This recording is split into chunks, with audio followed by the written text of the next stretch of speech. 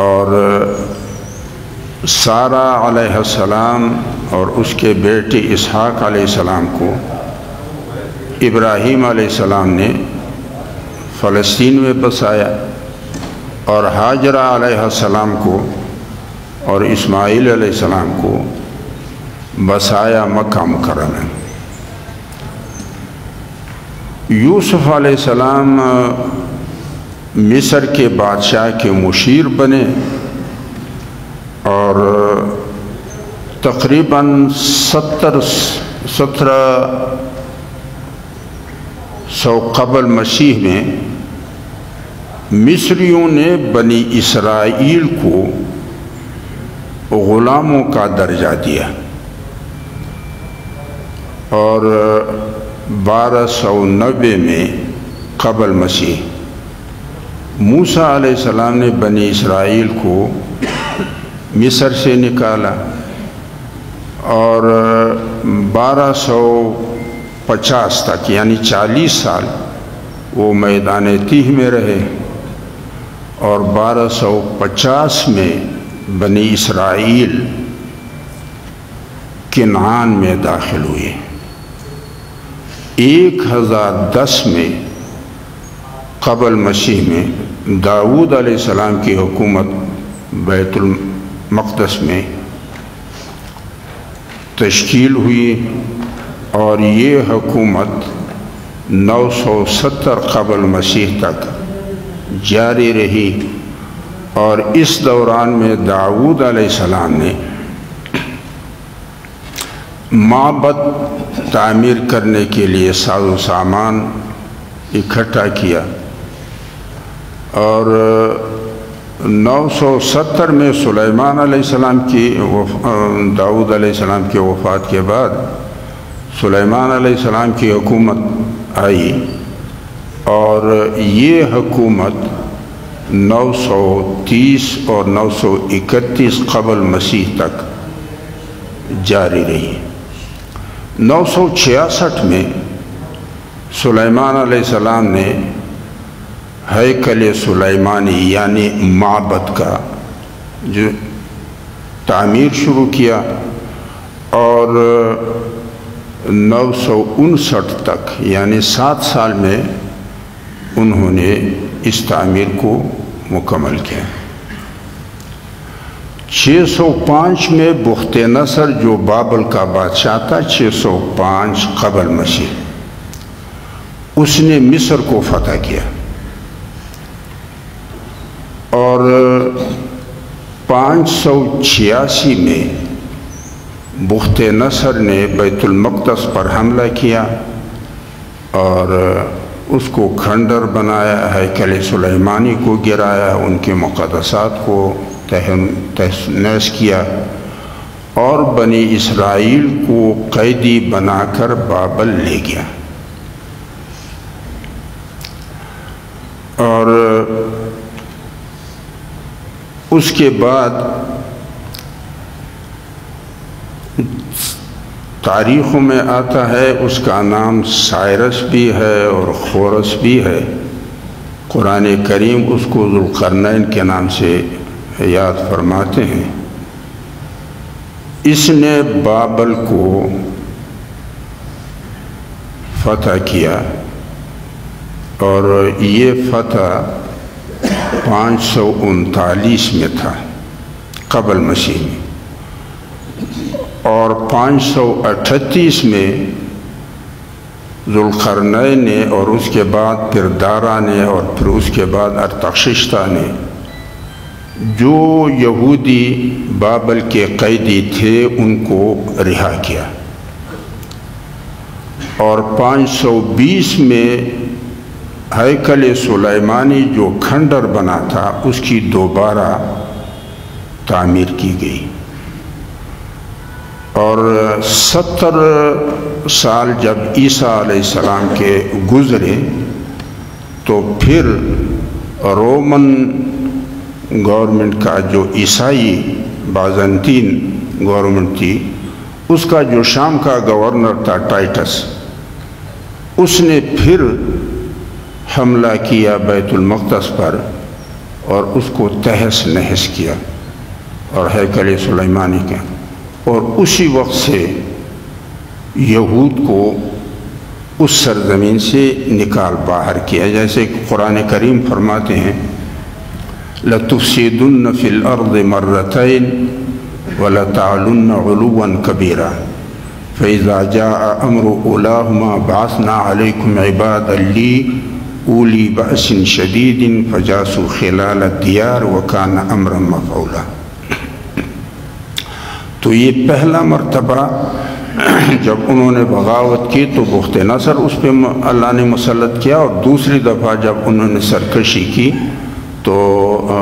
عیسائی بازنطین گورنمنٹ کا جو گورنر تھا ٹائٹس، وہ اس پہ مسلط، پھر اس کے بعد وہ در بدر پھرتے رہے۔ 1917 میں جب انگریز نے فلسطین کو فتح کیا، اس کے بعد یہودیوں کا ایک بین الاقوامی تنظیم تھا، انہوں نے انگریز گورنمنٹ کو درخواست دی، اور اس درخواست میں مطالبہ کیا کہ ہمیں اپنے آبائی مسکن پر سکونت اختیار کرنے کی اجازت دی جائے، کیونکہ عیسائیوں نے نکالا تھا اس کو، تو دوبارہ پھر انہوں نے ان سے اجازت لی۔ اور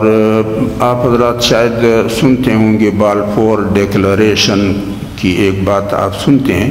یہ بالفور وزیر خارجہ تھا برطانیہ کا اسی زمانے میں،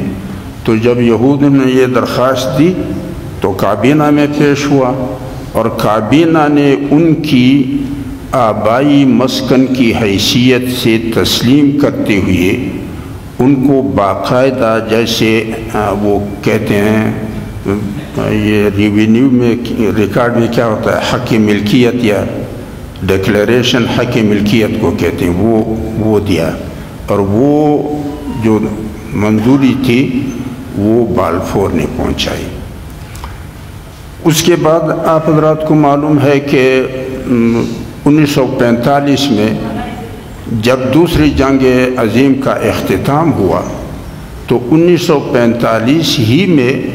یہ جو UN چارٹر نام دیا جاتا ہے یا اقوام متحدہ کا دستور العمل جس کو کہا جاتا ہے،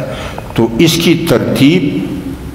1945 میں ہو گئی، اور 1946 میں لیگ آف نیشن کو تحلیل کیا گیا اور اقوام متحدہ کی تشکیل ہوئی۔ تو اور 1947 میں پھر انگریز نے اس پورے خطے کو اقوام متحدہ کے سپرد کیا، اور اقوام متحدہ نے 1948 میں ایک قرارداد پاس کی، اور اس قرارداد میں مغرب کا جو حصہ تھا یہ اسرائیل کی ریاست بنا دیا گیا، اور مشرق کا جو حصہ تھا وہ فلسطینی۔ اب فلسطینی جو ہیں یہ مسلمان صرف نہیں ہے، یہ اس میں عیسائی بھی ہیں اور مسلمان بھی ہیں، لیکن عرب ہیں۔ اب جھگڑا دو چچا زاد بھائیوں کا ہے، ایک وہ نسل جو اسحاق علیہ السلام کا ہے جس کو یعقوب علیہ السلام کی وجہ سے بنی اسرائیل کہا جاتا ہے، ایک عرب ہے جو بنی اسماعیل ہے۔ اب جھگڑا ان کا ہے کہ عرب حاکم ہوں گے، جو عرب نیشنلسٹ ہے ان کا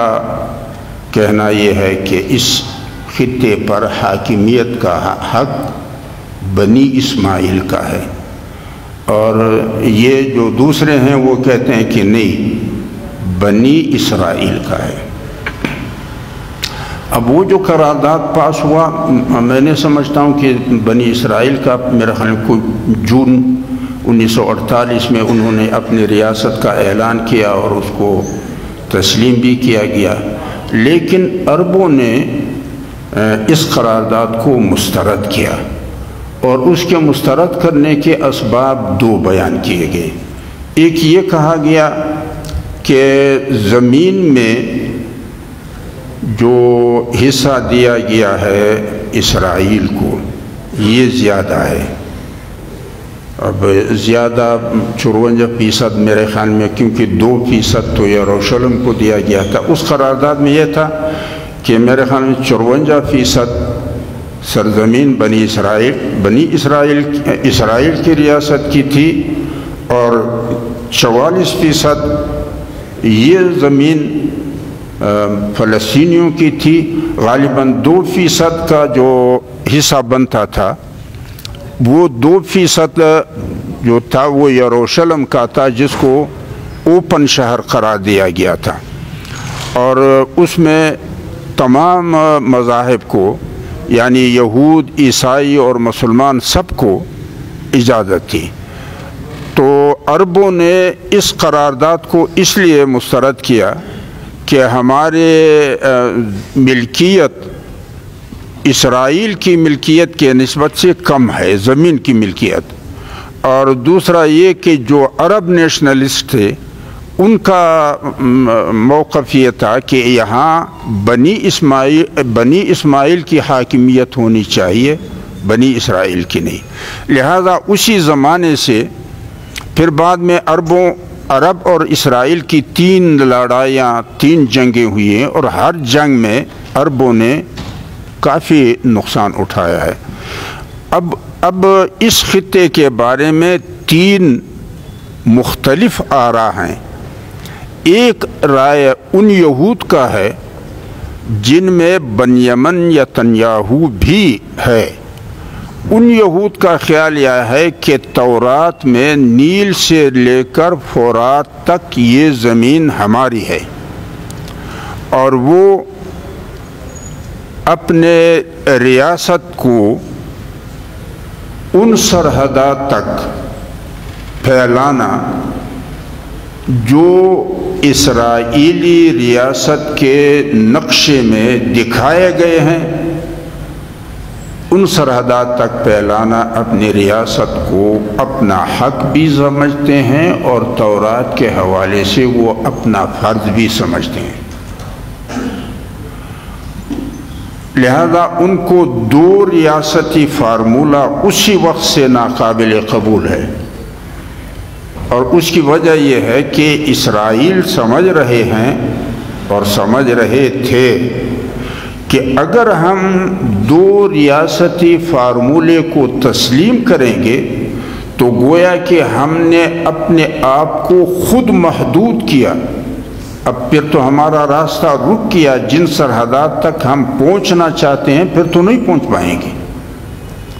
تو پھر تو ہم خود ملامت ہو جائیں۔ اور دوسری بات یہ کہ اگر بنی اسماعیل کی ریاست ہم یہاں بنانے کو قبول کریں گے تو گویا کہ ہم نے ایک ایسا مورچہ اپنے ہی سرزمین پر اپنے لیے تسلیم کیا کہ ہر مخالف اس مورچے میں بیٹھ کے ہمارے لیے مشکل کا باعث ہے۔ تو ان یہودیوں کا جن میں بنیامن نتنیاہو بھی ایک ہے، ان کا خیال یہ ہے کہ ہمارے اسرائیلی ریاست کو ان سرحدات تک پہنچانا جو اسرائیلی ریاست کے نقشے میں ظاہر کیے گئے ہیں، یہ ہمارا حق بھی ہے اور ہمارا فرض بھی ہے، کیونکہ تورات میں نیل سے فرات تک یہ سرزمین ہمارے نام کی گئی ہے۔ دوسری رائے عرب کی ہے، اور اس میں شاید حماس بھی ہے، اور اس میں شاید ایران بھی کسی حد تک شاید یہی رائے رکھتا ہے، واللہ عالم، اگر اب بدل گیا ہو۔ ان کا خیال یہ ہے کہ اسرائیلی ریاست کا اس خطے میں وجود غاصبانہ بھی ہے اور ناجائز بھی ہے، لہذا اس ریاست کو جڑ سے اکھیڑ باہر پھینکنا یہ ہمارا حق بھی ہے اور ہمارا فرض بھی ہے۔ اور تیسری رائے یہ ہے کہ بنی اسماعیل اور بنی اسرائیل کے اس تنازع کا حل 2 ریاستی فارمولہ ہے، لہذا 2 ریاستی فارمولہ کو پہلے بھی عرب نے مسترد کیا، اور جب عرب نے مسترد کیا تو پھر ان کے بنی اسرائیل اور عرب کے درمیان 3 جنگیں ہوئی، تینوں میں عربوں نے کافی نقصان اٹھایا۔ اور اب جب عرب اس 2 ریاستی فارمولے کے لیے آمادہ ہوئے، اب بنیامین نتنیاہو کو خطرہ لاحق ہوا کہ اگر یہ مذاکرات کامیاب ہوتے ہیں تو پھر تو اس کا معنی یہ ہے کہ میں نے اپنی ریاست کو خود محدود کیا اور میں نے اپنے لیے ایک مضبوط مورچہ خود تسلیم کیا۔ تو کہا یہ جاتا ہے کہ حماس کو، ورنہ موساد جو ان کا استخباری ادارہ ہے وہ دنیا میں مشہور استخباری ادارہ ہے ہر لحاظ سے، اور کہا یہ جاتا ہے کہ حماس کو اکسا کے اپنے اوپر حملہ کروایا تاکہ جارحیت کا الزام اس پہ لگے اور بے رحمانہ جنگ کا جواز مجھے ملے۔ اور اسی وجہ سے آپ حضرات نے شاید خبروں میں سنا بھی ہوگا یا دیکھا بھی ہوگا کہ حماس کے بلڈوزر اس حصار کو اکھاڑ رہے ہیں، مگر اور حماس کے لوگ اندر جا رہے ہیں، مگر اسرائیل خواب خرگوش میں ہے۔ اور ایک خبر یہ بھی ہے کہ اردن نے کہا ہے کہ 3 دن یا 4 دن پہلے میں نے اسرائیل کو آگاہ کیا تھا کہ یہ کچھ ہونے والا ہے۔ اب اسرائیل کا موساد خود بھی اتنا نکما نہیں ہے، لیکن دیدہ دانستہ طور پہ یہی کچھ ہوا۔ اب ظاہر بات ہے کہ جو لوگ اسرائیل کو جڑ سے اکھیڑنا چاہتے ہیں ان کو بھی 2 ریاستی فارمولہ قبول نہیں تھا، اور جو یہود اپنے ریاست کو وسعت دینا چاہتے ہیں ان کو بھی 2 ریاستی فارمولہ قبول نہیں تھا۔ اور اس جنگ کی وجہ سے اب وہ قوتیں جو اسرائیل کو جڑ سے نکالنا چاہتے ہیں ان کی خواہش یہ ہوگی کہ عربوں کو اور فلسطین کے حامیوں کو یا اسرائیل کے مخالفوں کو یکجا کیا جائے اور اسرائیل کا محاصرہ کیا جائے۔ لیکن بظاہر یہ امکان مجھے اس لیے نظر نہیں آتا ہے کہ جب عرب 3 دفعہ اسرائیل کے ساتھ جنگ لڑ چکے ہیں اور نقصان اٹھا چکے ہیں، میں نہیں سمجھتا ہوں کہ 4تھی دفعہ پھر وہ اس عمل کے لیے آمادہ ہو جائیں، مجھے نہیں لگتا ہے۔ البتہ اس کا نقصان یہ ہوا کہ 2 ریاستی فارمولے کے مذاکرات اب ناکام میرے خیال میں ہو جائیں گے۔ اب اگلا جو تجویز ہوگا وہ یہ ہوگا کہ اندرونی خود مختاری ہو، جیسا کہ نہرو اور شیخ عبداللہ کا معاہدہ ہوا تھا کشمیر کے بارے میں کہ داخلی خود مختاری۔ تو داخلی خود مختاری کی تجویز اگر درمیان میں آئی اور پھر اس پہ انکار کیا گیا تو پھر انجام فلسطین کا وہی ہوگا جو کشمیر کا ہندوستان نے کر دیا کہ پورے کشمیر کو اپنے ساتھ ملا کر کے کہا کہ یہ میرا حصہ ہے۔ تو صورتحال یہی ہے۔ اب باقی یہ جو میں سمجھتا ہوں کہ لوگ سیاستدان خواہ لوگوں کے جذبات سے غلط استفادہ کرتے ہیں، قوم کو حقیقت سے آگاہ نہیں کرتے ہیں۔ پتہ نہیں میں نے آپ حضرات کو سمجھا دیا یا نہیں؟ وآخر دعوانا الحمدللہ۔ اللہم آمین۔ مولانا شمس الدین صاحب اور ڈاکٹر سرفراز صاحب اور تمام شہداء کے لیے دعائے مغفرت فرمائے۔ اللہم اغفر لحینا و میتنا و شاہدنا و غائبنا و صغیرنا و کبیرنا و ذکر